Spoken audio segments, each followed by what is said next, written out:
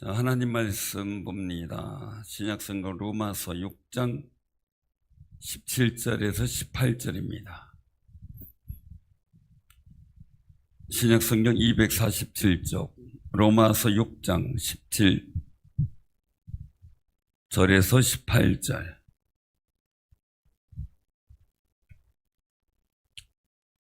자, 우리 한 목소리로 봉독합니다.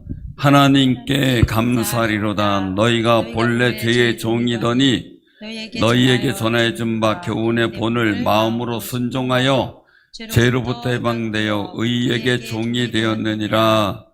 아멘. 이 말씀을 통해 같이 은혜 나누고자 합니다. 아침에는 쌀쌀하고 쪼이고 저녁에는 이제 뜨뜻해져가지고 또 늘어지는 계절입니다. 이럴 때 아까 기도한 것처럼 단풍을 보며 우리도 아름다운 믿음 되게 해달라고, 좋은 열매 되게 해달라고 기도하시기를 바랍니다. 우리의 영원한 단풍은 권기녀 권사님이십니다. 한번 단풍이라고 했으니까. 자, 오늘 말씀 속에 보면 여기서 중요한 건 해방되어라는 겁니다. 해방되어. 자유를 말하죠. 동시에 해방됐다는 얘기는 뭡니까? 종이 되었다는 이야기죠. 그래서 오늘 말씀 속에서 예를 들어 보게 되면 우리 자신을 여기서 16절에 말씀하셔요. 종으로 내줘 누구에게 순종하든지 순종을 받는 자의 종이 되는 줄 너희가 알지 못하느냐. 그러니까 죄의 종이 되었어요. 전에 예수님 믿기 전에. 그런데 이제는 그 죄의 종이 됐을 때 결과가 어땠느냐라는 거예요. 말씀하고 있는 것은 사망이었어요. 자, 근데 순종의 종으로 하나님에 의해 순종해서 결국 영생을 얻을 귀한 존재가 된 게 우리의 모습이라는 거예요. 그래서 내가 누구에게 순종하느냐 굉장히 중요하죠. 중요하죠. 집에서 반려견 키우죠. 안 키워요? 안 키우는 분도 있고 키우는 분도 있고. 자, 물어볼게요. 반려견이 야외에서 걸어 다니는 걸 좋아할까요? 타고 다니는 걸 좋아할까요? 걷는 걸 부득이하게 못 걸을 경우 어쩔 수 없지만 걷는 걸 좋아하겠죠. 근데 요즘에는 내가 좋아하는 걸 해요. 그래서 내가 볼 때 태우고 다니는 게 편하니까 태우고 다녀요. 가만히 생각해 보면서 느끼는 게 많아요. 뭐냐면 정말 올바르게 사는 건가? 이 생각이에요. 올바르게 사는 건가? 올바르게 산다는 얘기는 물론 키울 수 있고 서로 위로가 되고 좋은 게 될 수가 있지만 종이 되는 건 좀 그런 것 같아요. 그죠? 정말 훈련을 잘 시켜서 주인을 잘 따르게 만들면 좋잖아요. 근데 훈련이 잘못돼서 개한테 끌려가요.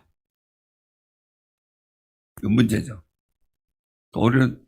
오래전에 봤던 예화집에 그게 나와요. 그 강아지 이제 반려견하고 가는 거예요. 막 구보하듯이 막 가니까 개가 앞에 가는 거예요. 그러니까 지나가는 사람이 뭐라 그랬겠어요? 개만도 못한 사람이라. 그러니까 그 다음에 안 되겠다 싶어가지고 불러가지고 줄을 짧게 잡고 같이 갔어요. 그 지나가는 사람이 한마디 해요. 또 뭐라 그랬어요? 개 같은 사람이라. 안 되겠다 싶어가지고 너 뒤따라와. 그래서 앞에서 뛰었어요. 그러니까 어떻게 또 뭐라 그래요? 개보다 더한 사람. 중요한 거는요, 이 얘기 속에서 나타나는 건 기준이 뭐냐는 거예요. 개를 기준으로 보니까 사람이 그렇게 돼버린 거죠. 사람의 가치가 개의 기준에 따라 달라지는 상황들이에요. 그래서 가정마다 요즘에 보면은 이 개, 이 강아지 반려견들을 길들이는데 굉장히 심혈을 기울여요. 많이 기울이더라고요. 근데 그 개 전문가들이 이렇게 훈련하는 전문가들이 볼 때는 그 얘기를 하더라고요. 이 집의 주인은 반려견 개, 이 강아지래요. 자기가 왕노릇하는 거예요. 주인들은 끌려가요. 자기가 다 모든 것을 진두지휘하는 것처럼 이 반려견이 착각을 하고 있는 거죠. 사랑하는 성도님들, 그래서 가장 중요한 부분들이 뭐냐면 우리 사람은 오늘 말씀에 있는 것처럼 누구에게나 순종하며 살아가는 존재라는 거예요.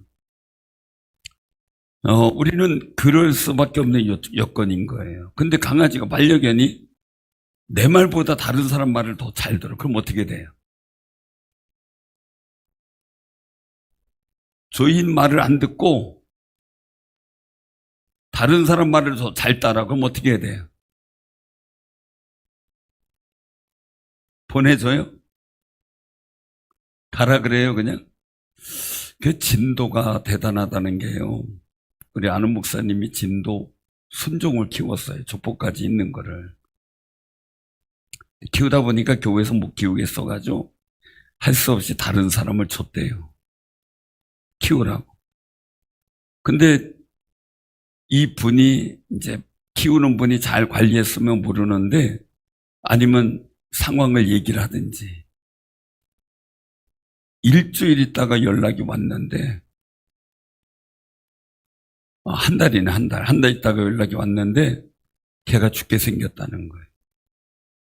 그래가지고 이제 막 찾아가 봤더니 완전히 널브러져 있는 거예요. 그래서 병원에 가봤더니 병원에서도 가능성이 없댄대. 그래서 왜 그러냐고 준 사람 이제 그 새로 맡은 분한테 물어봤더니 밥을 안 먹더래요.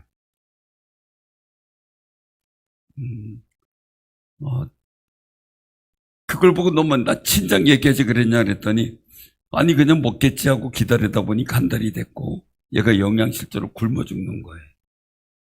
그러니까 주인이 주는 것을 먹는데 이 사람은 주인이 아니야. 자기는 주인으로 데리고 왔는데 진돗개가 볼 때는 이 사람이 주인이 아니에요. 내 주인은 누구예요? 원래 키우던 그 목사님이 주인인 거예요. 그분이 주기 전까지는 안 먹는 거예요.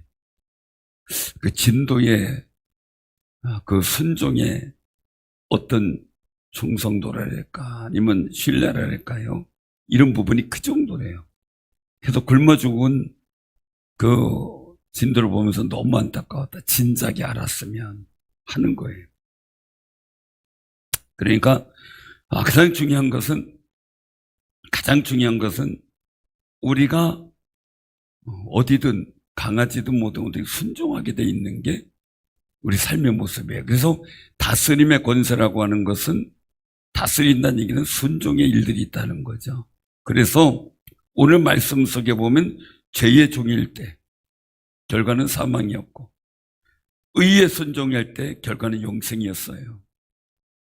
그래서 여기서 얘기를 하는 것은 무엇에 순종하느냐 이거예요. 무엇에 순종하느냐. 그럼 우리가 여기서 나가서 다시 한번 보게 되면 오늘 본문 말씀 속에서 있는 것처럼 오늘 여기서 보면 17절에 분명히 말씀하고 하나님께 감사하리로다. 죄의 종이었던 사망의 길로 가는 게 우리가 의의 순종의 종이 되어 하나님의 거룩한 영생의 길로 가게 된 모습이 되었어요. 자, 그러면 우리가 그냥 이것만 보지 말고요. 한 가지 더 생각을 해보자고요. 사도 바울이 고민하는 일들은 뭡니까? 오늘 7장에 한번 거기 보죠. 7장이 어디냐면 21절 같이 한번 봉독합니다. 19절부터 그 21절까지 봉독합니다. 시작. 내가 원하는 바 선은 행하지 아니하고 도리어 원하지 아니하는 바 악을 행하는도다. 만일 내가 원하지 아니하는 그것을 하면 이를 행하는 자는 내가 아니요 내 속에 거하는 죄니라. 그러므로 내가 한 법을 깨달았노니 그 선을 행하기 원하는 나에게 악이 함께 있는 것이로다. 아멘. 그래서 이 속에서 원하지 아니하는 그것을 하면 내 속에 있는 죄성이 하는 거고, 내가 원하는 하나님의 법을 즐거워하는 원하는 뜻을 행해야 되는데 그렇지 못하고 맨날 싸워서 죄의 법에 내가 지는 나의 모습을 고백을 하고 있어요. 그래서 원하는 바 선은 안 하고 오히려 악을 행하는 자기의 모습 때문에 탄식하는 거죠. 그래서 오라, 나는 공고한 사람이로다. 이 사망의 몸에서 누가 나를 건져내려. 이 인간의 어떤 순종의 일들은 굉장히 거룩한 노력과 수고가 필요하다는 거예요. 그 순종의 일들, 반려견 전문가들의 어떤 일들은 그 얘기를 그걸 해주더라고요. 뭘 해주나 봤더니 훈련을 시킬 때 네 주인이 누구냐를 가르쳐줘요. 네가 지금부터 순종할 다른 사람이 누구냐, 그걸 훈련시키더라고요. 그동안은 이제 그 훈련사가 그 강아지를 리더하죠. 그 리더하는데 지금부터는 네 주인이 이 주인이다라고 하는 거를 가르쳐 주더라고요. 그래서 전문가들이 이제 그 여러 가지 의뢰가 들어오면 한 일이 뭔가 봤더니 그 집에 가서 그 강아지의 서열을 정해주는 거예요. 서열을 안 정해주면 강아지는 자기 임의대로 서열을 정한대요. 그래가지고 그 얘기를 들어보니까 재미있어요. 제가 아는 분도 그 목사님 은퇴하셨지만 그분도 늘 하는 얘기 했어요. 나는 쟤한테 서열이 두 번째라는 거예요. 쟤한테 서열이 두 번째. 그 첫 번째 누구냐 그랬더니 사모님이시네. 밥 주고 뭐 하니까 목욕시켜주고 사모님이 한대. 궁금하잖아요. 서열 세 번째 누구냐 그랬더니 큰아들이더래.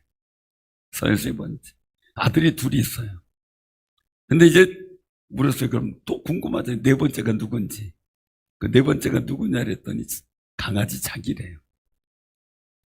그럼 다섯 번째가 누구냐 그랬더니 막내. 자꾸 얘기하지 마세요. 물을 때만 얘기를 해야지. 이게 자꾸 이 전파가 흐리면 안 돼요. 그래서 그러면 그 다음 서열은 어떻게 됩니까? 어머님이 계셨거든요. 어머니 서열은 어떻습니까? 그랬더니 강아지가 서열을 안 준대요. 서열 외래요. 자기가 놀아주는 대상이래요. 이게 다르대요. 그래가지고 그럼 어떻게 서열이 그 강아지가 네 번째로 인정하는 걸 어떻게 하냐 그랬더니 아들이 둘이 자면 꼭 그 사이에 잔대요. 그리고 큰아들이 강아지 물건 만지면 가만히 있는데 작은 아들이 자기 물건 만지면 으르렁거리고 난리친대. 그 서열이 그렇게 정한대. 그 서열이 혼선이죠. 그러면 훈련시키는 게 뭐냐면 그 강아지의 서열, 너는 맨 마지막이야 라는 걸 가르쳐주고 네가 다 여기에 순종해야 된다라는 걸 가르쳐주는 게 훈련사의 몫이래요. 자, 그러면 우리가 오늘 말씀 속에서 우리가 오전의 말씀을 갖고 기억을 한다면요,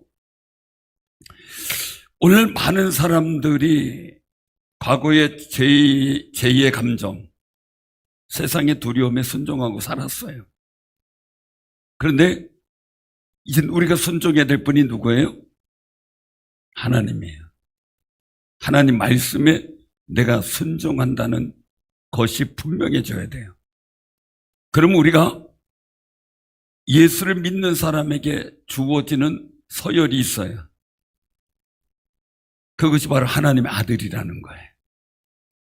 하나님의 아들이라고 하는 서열이 생겼어요. 그래서 이브리서에서 보면 어떻게 돼요? 우리가 인간적으로는 천사보다 조금 못하지만 후에는 천사는 우리가 부리는 종이라는 거예요. 분명한 서열이 있다는 거죠. 근데 우상은 우리가 만든 거예요. 내가 만들었으니 서열이 누가 위에요? 만든 내가 위죠, 그죠? 우리 박정기 집사님 요새 교육관에 그 테이블 만드느냐고 정신없어요. 밤마다 그냥 김세일 장로님하고 뭐 옮겨서 조립하고 막 하는데 아직은 안 가봤어요. 짠 하고 열었을 때 가보려고. 과정보다. 근데 박정기 집사님이 가서 그 책상에다 대고 머릿속이고 잘 되게 해달라고 그러면 어떻게 돼? 말이 안 되는 거잖아요. 우상의 서열은 내가 만든 거니까 내가 위에요. 하나님의 서열이 우리보다 위인 이유가 있죠. 뭐예요? 창조주니까. 그분께 우리가 순종하는 건 전혀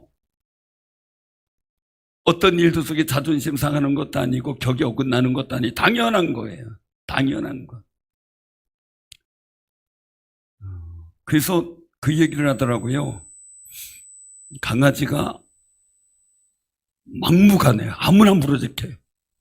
자기가 왕이라. 으렁그르게 이빨을 드러내놓고 다 물어요. 근데 이걸 가지고서 이제 훈련시키는데 훈련이 돼서 안 되면 한 가지 방법밖에 없대요. 안락사시킨대요. 안 들으니까. 누구의 통제도 안 받으니까. 그러니까 우리는 인간이 아무런 통제를 받지 않으면 사망, 그게 사망이에요. 하나님의 창조주, 그 하나님의 권위와 은혜를 인정하지 않으면 결국 어떻게 돼요? 그게 사망이에요. 우리 사람은 거룩한 일들을 위해서 순종하는데 문제는 누구에게 순종하며 사느냐가 중요한데 우린 창조주 하나님께 순종하며 사는 게 가장 값진 가치를 만들어가는 삶인 거예요. 그게 떳떳하고 그게 복 있는 거고 말이에요. 사랑하는 성도님들, 우리가 근데 참 아까 테이블 만든 날인데 수고한다고 박수 한번 쳐주셔야지. 나무판으로 해가지고 잘 만들고 있어요. 수고하는 분들도 많은데 감사하고. 자, 그러면은 우리가 이제 하나님께 순종하고 살아가는데 이 세상에서 어떻게 살아갈 거냐는 거예요. 죄의 감정에 내가 순종하느냐, 아니 세상이 주는 염려와 근심에 내가 순종하느냐, 아니면 주의 말씀과 주의 은혜에 순종하느냐. 이게 나의 인생의 중요한 일들이라는 거죠. 그 많은 사람은 나는 자유롭다, 자유하다 막 그러죠. 근데 내가 순종할 대상 없이 자유한 그건 뭐냐면 말 그대로 교만이고 자만이고요. 의미가 없는 거죠. 그래서 많은 사람들이 난 자유한다 그러면 막 난리치고 그래 자기 멋대로 하는데 중요한 건 뭐 있죠? 사회 규범이라고 하는 지켜야 될 순종할 근거가 있잖아요. 그걸 무시하고 자유롭다라고 하면 안 되겠죠. 그러니까 사람이요, 자유롭다면서 실제적으로 살아보면 감정의 노예가 되는 경우가 참 많아요. 자, 우리가 내가 세상을 지배하고 이겨야 돼요. 그런데 환경이 조금 흔들리고 어렵고 염려가 들어왔을 때 내 생각이 복잡해지고 근심하고 나를 포기하려고까지 생각하는 것은 내가 누군가에게 지배를 받기 시작했다는 거예요. 내가. 그때 염려하지 말라라는 말씀 속에 내가 순응하느냐, 아니면 세상의 죄의 감정에 내가 순응하며 따라가느냐. 그동안은 우리가 주인 없이 살았지만 이제는 하나님이 나의 아버지가 되고 그분이 창조자 하나님이고 만물을 주관하시는 분이에요. 그럼 우리는 그분께서 무엇을 말씀하시는, 세상이 무엇을 말하느냐가 중요한 게 아니에요. 하나님이 나에게 무엇을 말씀하시느냐에 순종하는 게 의의 종인 거예요. 그래서 우리가 감정에 휘둘리지 말라고 얘기를 하잖아요. 왜냐하면 세상을 감정을 흥분시켜요. 분노하게 만들어. 그게 원리에 나와 있어요. 대중운동 이론 원리에. 사람을 분노하게 해서 분노하는 사람을 이용하라. 자, 그러면 우리가 어떤 일에 분노가 팍 일어났어요. 뚜껑 열릴 때가 있죠. 그죠? 어떤 사람 진짜 보니 깜짝 놀랐어요. 막 열이 받는데요. 김이 모락모락 나더라고요. 그런 분 처음 봤어요, 나는요. 여러분 본 적 있어요? 저는 딱 한 번 봤어요. 진짜 모락모락 나요, 김이. 야, 대단하다 그랬어요. 막 열이 받는데, 만화책에서만 있는 줄 알았어요. 근데 진짜 그렇더라고요. 뚜껑 열릴 사람도 있어요. 조교영 집사님 같은 경우. 알아들은 분만 알아들어요. 알아들은 분만. 우리에게 하나님은요, 성령과 말씀에 순종하는 사람을 사용해서 평강을 선물로 주셔요. 그러니까 우리가 다 감정을 갖고 살잖아요.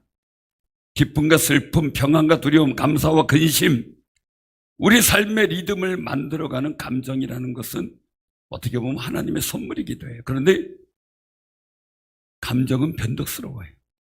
상황과 요건에 따라. 어제 평안이 오늘의 걱정으로 바뀌고 감사의 노래가 순식간에 불평으로 바뀌게 하죠. 이스라엘 민족이 가나안 땅 정복해 가는 그 과정 속에 광야에서 이루어진 일이잖아요. 감사와 찬송과 불평과 원망이 한꺼번에 나오기도 하잖아요. 그래서 중요한 거는 감정은 다스릴 대상이지 우리가 순종할 대상은 아니라는 거예요. 그래서 염려와 근심이라고 하는 일들이 내 감정을 사로잡고 마음을 사로잡을 때 우린 그 염려와 근심, 좌절과 낙심, 두려움 속에 내 마음이 지배가 당하고 완전히 삶의 자리를 정말 근심의 꼬리로 미래가 불확실한 일에 대해서 좌절하고 낙심하는 생각이 될 때가 참 많이 있어요. 일이 안 되면 어떻게 하지? 앞으로 미래가 너무 불안한데 나 뭐 먹고 살아? 아니면은 누군가의 미운 감정, 속상한 감정 이런 것들이 우리 마음을 지배해버리면 그 순간 나는 그 감정의 종이 됐다는 거예요. 그래서 우리가 기억할 것은요, 내가 하나님을 신뢰하는 믿음으로 가득 찼을 때 염려 근심이라고 하는 것은 자연스럽게 내 마음에서 사라진다는 거예요. 그래서 염려 근심은 하나님이 나를 도우실까? 정말 이상하게 도우실까? 나 같은 사람 하나님께서 돕겠어? 나 같은 사람 기도 듣겠어? 라는 생각 속에서 있을 때 나도 모르게 염려와 근심의 감정에 내가 휘둘리게 돼요. 거기에 종이 되는 거죠. 그래서 감정의 지배 가운데 사는 사람은 언제나 불안해요. 답답해요. 환경이 좋아야 되고 평안하고 일이 잘 돼야 기쁘고 누가 인정해줘야 감사하고 이렇게 되는데 물론 필요해요. 그러나 그것이 나 자신을 주장한다면 그건 참된 자유가 아니라는 거예요. 왜요? 조그만한 소리로 누군가가 나를 인정 안 해주는 것 같으면 뒤집히잖아요. 환경이 조금 어려워지면 또 낙심하고 뒤집히잖아요. 그 일들은 그래서 꼭 기억할 것은 감정에 휘둘리는 사람은 나도 모르게 다시 감정의 감옥이라는 곳에 갇히게 된다는 거예요. 그래서 우리가 기억하는 것은요, 그 감정을 이기고 내가 주님 앞에 순종하는 사람이 나타나는 것은 뭐냐? 바로 17절 하나님께 감사하리로다라는 탄성이에요. 왜? 나는 부족해. 아니요, 사도 바울은 오라 공고한 자다 고백해요. 그런데 하나님의 은혜를 생각하니까 어떤 감격이 터져요. 오늘 8장 2절 한번 봉독합니다. 자, 2절. 자, 시작. 이는 그리스도 예수 안에 있는 생명의 성령의 법이 죄와 사망의 법에서 너를 해방하였음이라. 아멘. 아멘. 아멘을 잘해야 돼요. 옛날에 그 동영상을 봤어요. 우리 이제 애들 찍어놓은 동영상인데, 손주가 성경을 막 이렇게 뒤적거리다가 자기도 모르게 아멘 그래요. 아멘. 그거를 이제 외손녀가 봤어요. 그랬더니 자기도 성경을 뒤적거리다가 아멘 배웠어요. 그래서 너 그게 그렇게 좋냐 그랬더니 오빠가 좋대요. 뭐 만나지도 않았어요. 근데 뭘 느끼나 봐요. 혈육이라는 걸. 그래서 그걸 배우더라고요. 근데 우리가 꼭 기억하시기 바랍니다.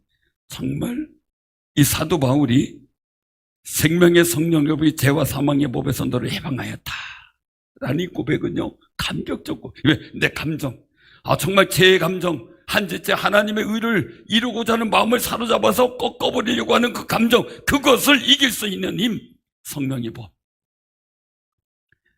오직 성령을 통한 하나님의 말씀이 있을 때 내가 진정으로 하나님 앞에 순종할 수 있는 믿음의 사람으로 살게 됐다는 거룩한 고백이에요. 그래서 우리가 꼭 기억하시길 바랍니다. 우리가요, 사도 바울의 일들을 보게 되면 근심된 일들도 많고 염려된 일들도 많잖아요. 그런데 오늘 여기서 그렇게 또 저 말씀하고 있는 그 모습을 보게 되는데요. 한번 저기를 보시길 바랍니다.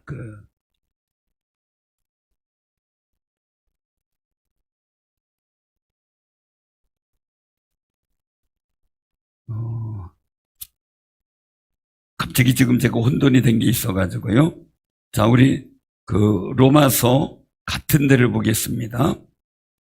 자, 로마서 그 8장에서 봅니다. 8장에서. 자, 로마서 8장. 자, 7절. 한번 보죠. 7절. 자, 시작. 육신의 생각은 하나님과 원수가 되나니 이는 하나님의 법에 굴복하지 아니할 뿐 아니라 할 수도 없습니다. 아멘.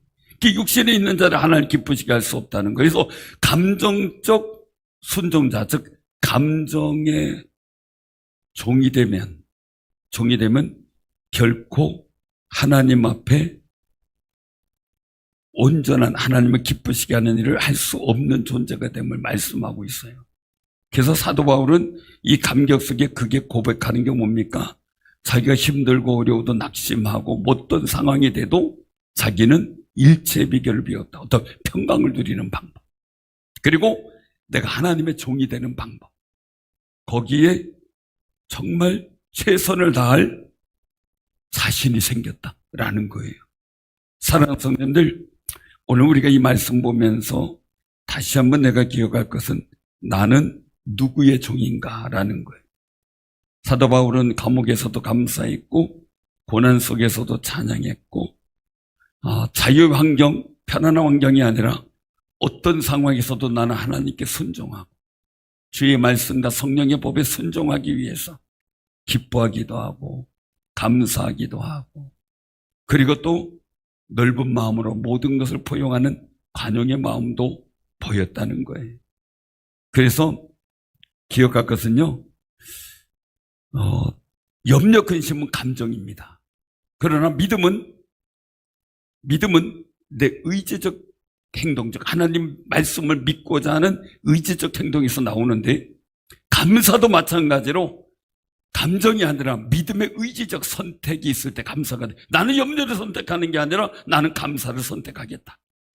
나는 더 이상 내 감정의 종이 되지 않겠다. 나는 하나님께 속한 자다. 난 이제는 하나님께서 말씀하신 대로 이 속에서 감사하면서 거룩한 순종의 모습을 보이겠다라는 의지의 고백이 표현된 게 감사라는 거예요. 그래서 염려하는 것은 현실을 바라보지만 감사는 하나님을 바라보기에 내 의지적으로 나를 하나님 앞에 순종시키는 건데요. 염려는 나를 감정의 감옥에 가두지만 감사는 나를 하나님의 은혜 가운데 자유하게 만들어 주십니다. 그러므로 우리가 기억할 것은 감사로 살아가는 해방된 자의 삶을 살아야 돼요. 그래서 감사에 순종하는 삶은 결코 감정이 없는 건 아니에요. 염려라는 감정이 찾아올 때 나는 감사의 감정을 극대화시키는 거죠. 그리고 하나님 앞에 내가 의지적으로 감사하면서 나아갈 때 믿음의 거룩한 선택 속에서 하나님께서 기뻐하시는 믿음의 일을 할 수 있는 내 모습을 발견하게 돼요. 그래서 두려움과 염려가 있을 때마다 주님, 제 마음이 두렵지만 이 상황 속에서 주님이 일하심을 믿습니다. 나는 그래서 주님께 감사하며 나가겠습니다. 라는 고백을 통해 내 감정의 옥에서 튀어나와 감사의 자유한 해방된 귀한 영혼들로 살아가는 귀한 삶이 되시길 바랍니다. 그래서 감사는 하루하루 이루어지잖아요. 매일 아침 눈을 뜰 때, 눈을 감을 때 오늘도 내 눈을 떠서 자연 만물을 보며 하루를 출발하게 하시니 감사합니다. 하나님의 거룩한 아름다움과 동행하심의 역사를 내 삶을 통해 체험하기를 소원합니다. 자꾸 감사의 고백을 늘 하게 되면 염려 근심의 자리가 줄어드는데 바벨론 포로에 잡혀가서 얼마나 많은 난관과 어려움이 그들에게 있겠습니까? 그런데 다니엘은 하루에 3번씩 하나님께 감사와 찬송 올리며 그 난관 속에서 감사의 거룩한 일에 순종하려고 하나님 앞에 나아갈 때 다니엘을 통해 하나님은 영광 받으시고 그를 통해 그 모든 상황들을 복되게 만들어가는 역사를 보게 됩니다. 우리는 죄의 종이 아닌 오늘 여기 말씀하시는 것처럼 의의 종이 되었습니다. 18절의 말씀처럼 의에게 종이 되었습니다. 그러니 세상이 주는 감정의 염려가 아니라 하나님께서 말씀하시는 일에 감사의 고백을 하셔서 감사의 종이 되시길 바랍니다. 하나님의 거룩한 은혜를 신뢰하는 믿음의 종들이 되시길 바랍니다. 그래서 우리 공동체도 마찬가지입니다. 그냥 하루하루 살아가면서 만나면 무슨 얘기를 하면 가장 좋을까요? 자, 물어볼게. 가장 나를 재미나게 하는 얘기가 뭘까요? 만났을 때 가장 재미난 얘기가 뭐예요? 가장 재미난 얘기. 내 감정을 두드리고 신나게 하는 재미난 얘기가 뭐예요? 자, 여자 셋이 모이면 누가 대상이 돼요? 그럼 잘 아시네. 그래서 꼭 셋이 모이면 안 돼. 둘이나 넷이 모여야 돼. 자, 또 물어볼게요. 교인들이 모이면 누가 대상이 될까요? 뭐가 대상이 돼요? 예? 맨날 아픈 얘기만 해. 모이면 아픈 얘기. 또 다른 데는요? 여러 가지 얘기들이 있을 거예요. 근데 그 순간 내 감정을 불러일으키는 얘기를 하는가? 은혜를 불러일으키는 얘기를 하는가? 우리끼리 모였을 때. 굉장히 중요한 얘기입니다. 왜요? 나도 모르게 감정의 이야기를 하게 되면 자꾸 내가 감정의 종이 되는 경우가 많습니다. 미움의 종, 원망의 종, 불평의 종이 됩니다. 근데 우리가 이왕이면 하나님의 거룩한 은혜 속에 은혜가 되는 감사의 이야기가 많을 때 우리 공동체는 정말 하나님의 의의 종이 되어 공동체 자체가 하나님 은혜 가운데 자유하게 된 거룩한 역사를 보게 됩니다. 여러분 가정도 마찬가지예요. 모이는 가정이 좋은 얘기 이랬다 저랬다 좋은 얘기 감사 얘기를 하면 그 가정은 정말 이 감사 속에 자유한 가정이 됩니다. 근데 모일 때마다 누구 때문에 못 살겠어, 뭐 때문에 안 되겠어, 아이고 난 누구 때문에 지겨워 죽겠어 이런 얘기를 하면 어떻게 돼요? 그때부터 그 공동체 자체가 감정의 종이 돼버립니다. 그래서 하나님의 의의 거룩한 역사를 이루기가 어렵다는 거죠. 그러니 오늘 우리는 분명히 순종의 종으로 의에 이른다 그랬습니다. 하나님께 감사하는 믿음의 일들을 통해 믿음의 의지를 통해서 의의 종이 되는 거룩한 믿음의 삶을 통해 진정한 자유와 해방을 누리는 승리자들 되기를 주님의 이름으로 축원합니다.